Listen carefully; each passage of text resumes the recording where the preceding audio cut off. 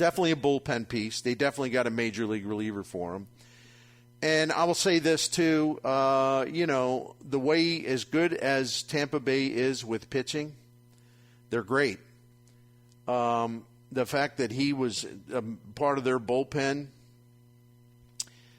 and he was used as an opener, reliever who starts a game, goes an inning or two, but he's been part of their bullpen since 2017. I mean, that gives him some credibility. Now, the glass half empty folks would say, well, yeah, but they want to get rid of him. That's what you should be. What's wrong with him then? Well, okay, point well taken. We'll see, because he'll be trying to have his first full season back from Tommy John surgery. I don't know what to expect. I told you already that not a big strikeout guy, but he's had a pretty solid fielding independent ERA. If you go by ERA plus as like OPS plus for hitters, he's been an above average reliever. Let me just read it to you this way. Going back to 2019, he was 6% average as a pitcher.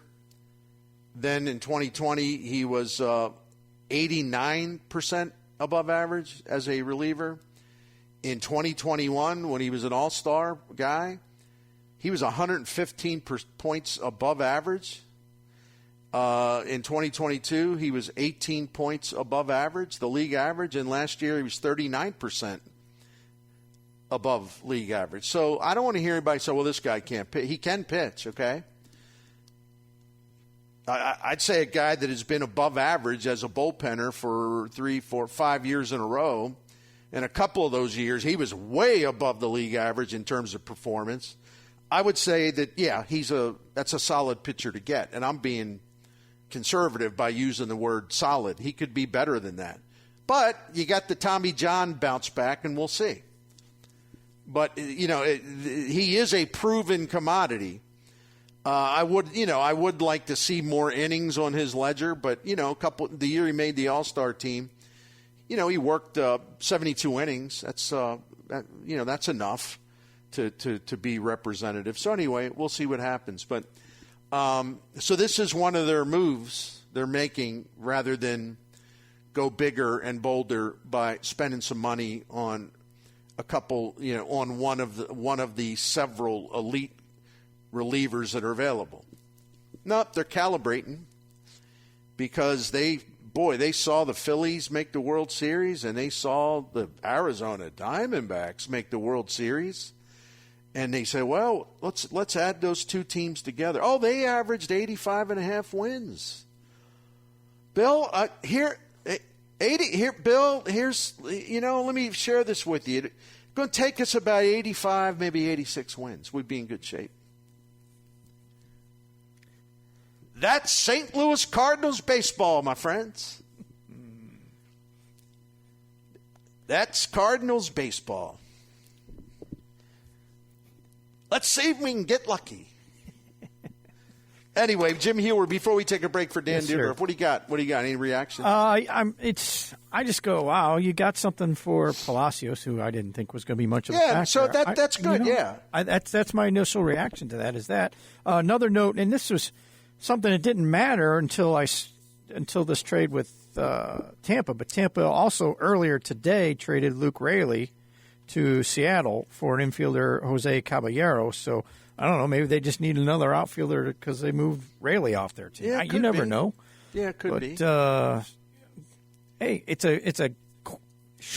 healthy, it's a quality arm in your bullpen. They need all the quality arms they can get. That's right. That's right. So again, there's no reason for me. Listen, and this is what I'm talking about. I'm going to go back to it.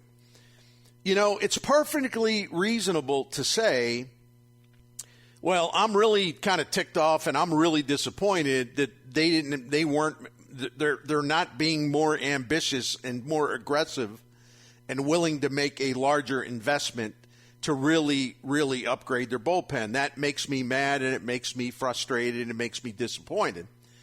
It's perfectly fine to say that. But in this particular transaction, to get a guy that was an all-star in recent years and was good enough to have a job on the Tampa Bay pitching staff since 2017. And he's been consistently above average in performance as a reliever. Then you separate that from the overview. The overview is, listen, they should be more aggressive. They should be bolder. They should be bigger. They should be willing to spend more. That's a different issue in terms of looking at this particular trade, a trade that really does make a lot of sense, and you didn't have to give up much for it. Those are two separate issues. So there's no reason to, because they made a solid, decent, good trade for this reliever, to trash that as like a bunch of junk that they should throw into the Mississippi River or something. No, it looks like a pretty solid move, all things considered. So the Cardinals made a move today. They traded the spare outfielder Richie Palacios to Tampa Bay, and they, in exchange, they got Andrew Kittredge, and I think I'm saying that right. I don't watch a lot of Rays games. Who's been in the big league with Tampa Bay since 2017. He'll be 34, I believe, in March. But he is listen, he's not a big-time strikeout guy, okay? And I think we all understand the way the game is now. Power beats power. You need to have strikeout guys. But you also, if they're not strikeout guys, okay, what are their attributes? And the one thing about I'll say, because I was looking at the StatCast stuff. First of all, on his sinker, and he throws it a lot, it was like 94.5 miles an hour last season. That's coming back from Tommy John, so that's not bad. The average exit, okay, he is in the upper percentile, which means good. Like if you go to Baseball Savant, you look at the page, they have a graph of all these categories, and if you see in the graph, if you see red bars, like a red bar that goes from the title of the category across the page to the number that he had, if you see a red bar or even a pink bar, but the darker shade the red is, the better that one statistical category is. And on his page, I see a lot of red based on what he was able to what he's been able to do in recent times. The average exit velocity on him is well below average. He gets a lot of chasing. He has one of the highest chase rates against him by a major league pitcher. You got people to chase. He gets people to chase about 42% of the time. Chase meaning pitches outside the strike zone. Does he get a lot of swing and misses? No. Does he get a lot of strikeouts? No. Does he walk many people? No. That's another area where he's really above average. The barrel rate against him, and that's what you want to avoid. You don't want the hitters to barrel it up. Barrel rate really low. The hard hit rate also above average, low. So there's really some good thins to like. Let me see if I can find one other thing, and I apologize. Got to go to his individual pitches. Etheridge, like I said last year, his sinker averaged 94.6. His slider was about 88.5, and that's where you want it. His four-seam fastball averaged close to 94. So it isn't like he doesn't throw hard. I mean, that's good velocity. And I don't know whether it's batted ball luck or what. And again, he was coming back from, Tommy John surgery, so he probably wasn't totally sharp. But some of the metrics on his sinker weren't very good. But again, we're also talking about 20 plate appearances. So this is coming back from an injury. So I'm going to hold off on that. But I'm talking about what he's been able to do in his career. A lot of his metrics are pretty promising, and they're pretty established as being good.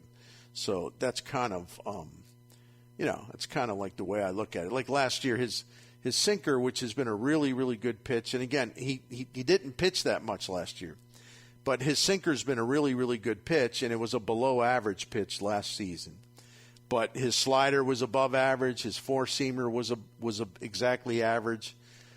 In 2022, his sinker was 3 runs above average. His slider was 2 runs above average. The four-seamer not very good. The year that he was an all-star, he was well above average all 3 pitches, slider, especially the sinker, and the four-seamer. That sinker in 2021 was really good. I mean, really good. It was one of the better sinkers in Major League Baseball. So I think a lot of this has to do with holding back to evaluate him, totally evaluating him until we see, physically, if he is intact with his velocity and his movement, his spin rate, all that stuff, when he comes back for his first full season after Tommy John. It's going to be I like the opportunity to see what this guy can do. I just, like I said, Bernie, this is a trade where you get a guy who can be helpful to your bullpen. And let's face it, he doesn't have to be a flamethrower. He's just going to be a guy who can come in and get some guys out, and a veteran, and a guy who's not going to be overwhelmed by a situation, a guy who can hopefully be part of your 8th inning, your 7th inning, however you want to stack your bullpen on any given night, where you can go, okay, I'm going to count on this guy. He's going to come in and get some guys out. I mean, it's desperately needed for this group, and I think I don't really see a downside with it at this point. I think it's a good move.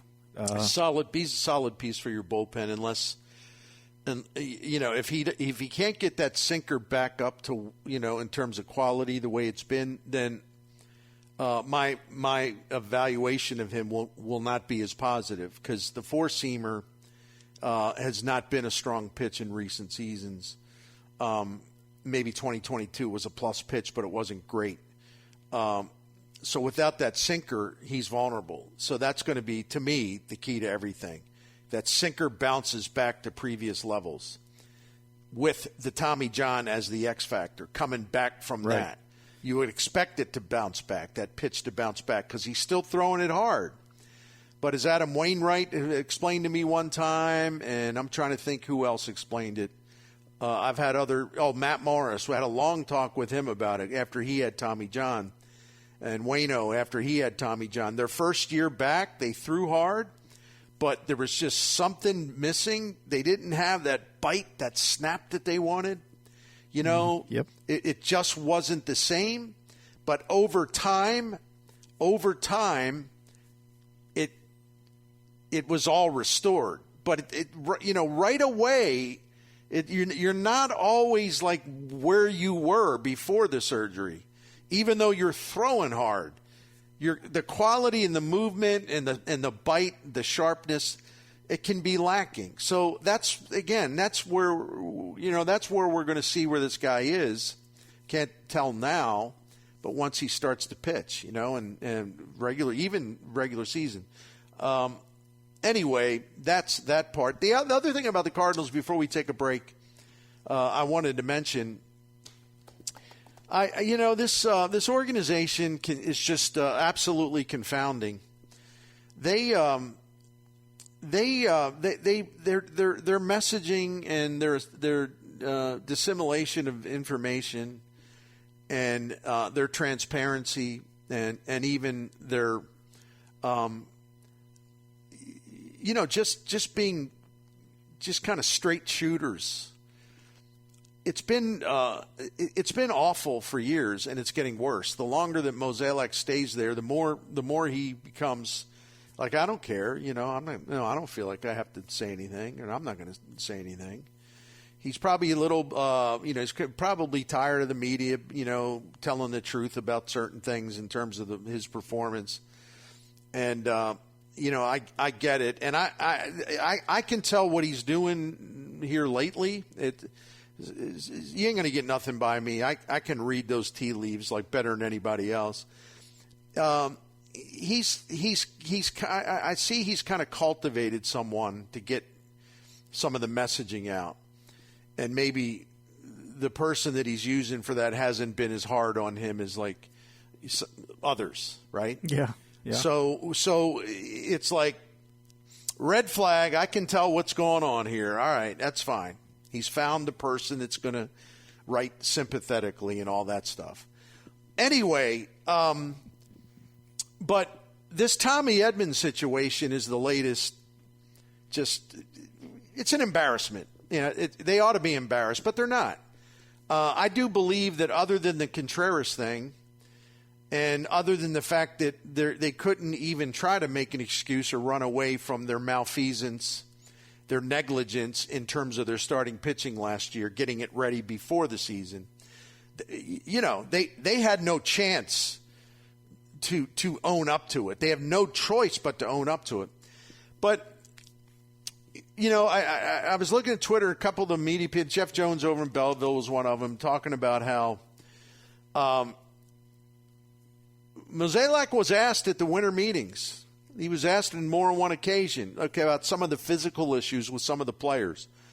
Oh, there's nothing. No, everything's fine. There's nothing there that we're dealing with, and everything's what we thought it was, and everything's fine. Everything's good. There's no problems. Oh, you mean other than the fact that Tommy Edman had wrist surgery? Oh, my goodness. I hate to say this because I've really, in the past, have had an excellent relationship with Mo and have liked him and respected him. I hate to say this, but is there anything that he says that you can say, okay, good, man, that's the truth. I'm glad he's bringing it. That's straight up telling the truth. I've gotten to the point where I just assume it's on a scale of 1 to 10, where 10 is like absolute truth telling, straight up, straightforward. Scale of 1 to 10, for a lot of years he was about a 7 or 8. He would hold back on some stuff. He's more like a 2 or a 3 now. And the only time that he is a straight shooter is if he's cornered and there's no way for him to kind of tap dance and shuffle his way out of it. Like that garbage starting rotation last year, Mm-hmm. Yep. No, we need starting pitching. Oh, no. We made a mistake. I made a mistake. Rare bit of candor for him. Usually it's finessing it and telling the media in our town and the fans that they didn't see what they actually saw. Oh, no, everything's fine. I don't know why the media is just so agitated over this. We really like what we have. It's just there was a time when the Cardinals had a PR specialist, and this is no criticism of Brian Bartow and those people. They do a good job. I'm talking about a whole different type of PR with a focus on messaging by people that are excellent at this and know what they're doing. That's when Mo was pretty damn good at this, but it's been a long time since they've had that. And this guy, and he probably doesn't care because his contract's up after 2025. My friend John Mozeliak has gotten to the point where his messaging is just horrendously bad. And it's gotten worse and worse and worse. And it makes me sad to say it's going to continue to get worse, because if it was going to get better, we would see some signs of it, and there are no signs of it. The latest being Tommy Edman telling the media, and I don't blame the media, you got to believe, you got to take it on face value if you ask a direct question of the guy who makes all the baseball decisions, basically in charge of all that. You got to take it at face value when you ask a direct question and say, are there any other physical issues that have needed attention, or, you're worried about? Oh, no, everything's fine. His starting center fielder, the guy who's untradeable. Uh-huh. Yeah. Well, now we know why he's untradeable, because he had wrist surgery. But the guy that they would have us believe that, that he's the next Tris Speaker or something, Yeah, well, some of these guys that have been around, they tell you they see a lot of DiMaggio and Tommy. Overrating their own players over and over and over and over and over and over and over again. The standards are almost unrecognizable. They're so low. And it's just really frustrating to watch this happen in real time. So Tommy Edman, arthroscopic surgery, they think or they say, oh, he'll be back. He's ready to go by spring training. Are you offended if I choose to just take that and metaphorically throw it into the dumpster? Why would I believe that? Well, like, just straight up believe it without saying, well, I don't know about that. We'll see. Why would anyone straight up believe that without any skepticism whatsoever? How many times do you need to be lied to? Is my question. I'm right with you. Well, Mo said this, writer, columnist, talk show. Well, Mo said this. Did his nose grow when he was saying it, or did you pick up on any telltale signs? One of them being that he actually spoke words. Well, that's a sign that maybe he's not telling the truth. I'm being harsh, man, but I'm telling you, man, this stuff is just exasperating. There's so much. This organization used to be the envy of just about every other organization in baseball, and it's become an absolute joke. It's just sad. Knowing what we know today about Tommy Edman, despite what they said, I would expect Tommy Edman not to go play a baseball game down in the spring until mid-March. You never know, right? It's like, well, he needs just a few more days. If it was, that. And here's the other thing.